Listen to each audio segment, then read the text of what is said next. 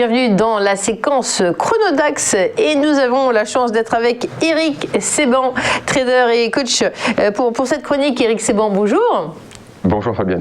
Alors j'ai vu qu'hier il y avait des valeurs comme Merck ou DT Post très bien entourées, recherchées, elles ont tiré la cote vers le haut. Qu'est-ce qui se passe sur le DAX? Est-ce que vous pouvez nous raconter? C'est l'hésitation qui domine en fait. Alors oui, il y a des valeurs qui vont consacrer un petit peu d'intérêt parce qu'elles en ont tout simplement par rapport aux autres. C'est un peu l'hésitation qui domine pour le moment et le manque d'initiative, mais ça n'empêche pas des intérêts ciblés comme pour les valeurs que vous venez de citer. En ce moment, là, à l'instant T, en tout cas, le marché ce matin ouvre, le DAX ouvre sans faiblesse, à peu près dans la zone haute d'hier. Et l'hésitation s'est mise en place en fait un petit peu à cause des conditions qui sont réunies. Je ne sais pas si vous vous souvenez, la semaine dernière, on avait une situation que je décrivais comme étant probablement une épaule tête-épaule, la mise en place d'une épaule tête-épaule, c'est une figure de retournement probable, en tout cas potentiel, de la tendance. Vous voyez que depuis justement une semaine, nous avons des tout petits chandeliers. Vous le voyez sur le graphique, c'est vraiment caractéristique d'un manque d'initiative, d'une hésitation. D'ailleurs, entre les deux, il faut savoir un petit peu si on choisit plutôt l'hésitation ou l'initiative. C'est pas si simple que ça, puisque comme on le voit, il y a des intérêts ciblés malgré tout. Mais d'une manière générale, on n'a pas un volume qui permette d'étayer une hypothèse plutôt qu'une autre. Ce qu'on peut faire en revanche, c'est constater dans les graphiques ce qui se passe. Et dans les graphiques, ce qui se passe, c'est de l'hésitation. A priori, sur le plan de chartiste, c'est la chose qu'on peut conclure pour le moment.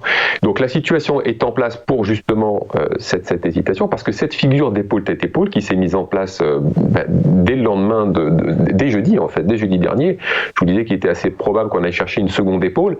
On a été la chercher, on s'est arrêté, on est reparti en arrière immédiatement. Vendredi matin, on est allé chercher de la zone de coup à 15 130 directement, et puis aussi directement en intraday, le rebond s'est fait immédiatement et la journée a terminé au plus haut. Donc ça s'est passé assez vite, ce retour vers la ligne de coup, qui n'a donc pas été cassé.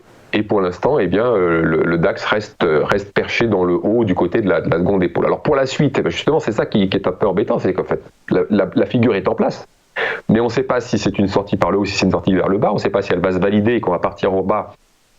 Et de toute façon, finalement, est-ce que c'est vraiment le sujet? En fait, je pense que l'hésitation et le manque d'initiative vient un petit peu de ça, parce que on sait très bien que tant que si elle se valide en étant cassée par le bas, une forte baisse est à exclure tant qu'on n'aura pas un signal de fin de soutien du soutien budgétaire par les banques centrales. On sait très bien que les marchés vont continuer d'être soutenus. Donc, même si on a la réalisation de la figure et qu'on baisse, on n'ira pas plus loin que l'objectif, et une forte baisse, je fais l'impasse dessus et je pense que je ne suis pas le seul.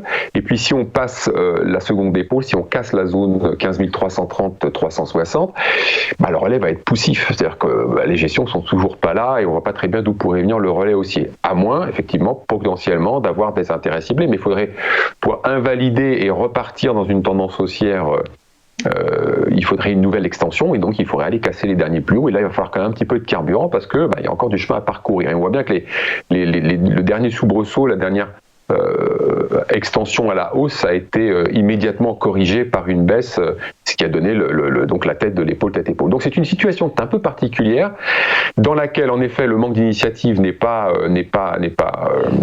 prépondérant, et je pense également que justement à cause de ça, un petit peu le serpent qui se mord la queue, ça peut durer un petit peu longtemps. C'est-à-dire qu'on a des acheteurs qui de toute façon, eux, sont toujours protégés, donc ils attendent.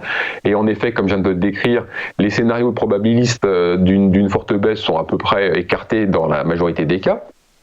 Donc pourquoi pas garder ces positions, on ne sait jamais.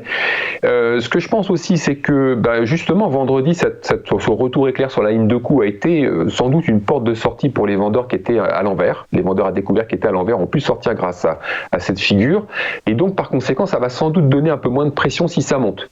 Donc ça peut justement rester comme ça, relativement hésitant, tant que je ne sais pas ce qui pourrait faire sortir le DAX de cette figure, donc ou par le haut en cassant l'épaule, ou par le bas en cassant la ligne de coup.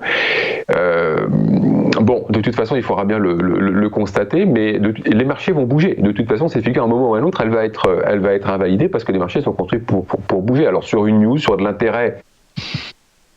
Sur l'intérêt, je fais un peu l'impasse aussi. C'est la situation. En fait, vous le voyez sur le graphique que je vous ai envoyé. Vous avez plusieurs scénarios qui sont décrits par les flèches en gris.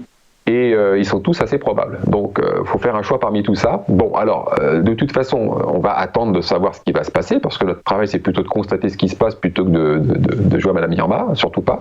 Et donc, on va continuer, en tout cas pour ma part, je vais continuer à travailler un scénario, un intraday qui consiste à acheter les replis, parce que ça fait des mois que ça dure, et que tant que j'ai pas un signal de baisse, je vois pas mieux à faire, de toute façon.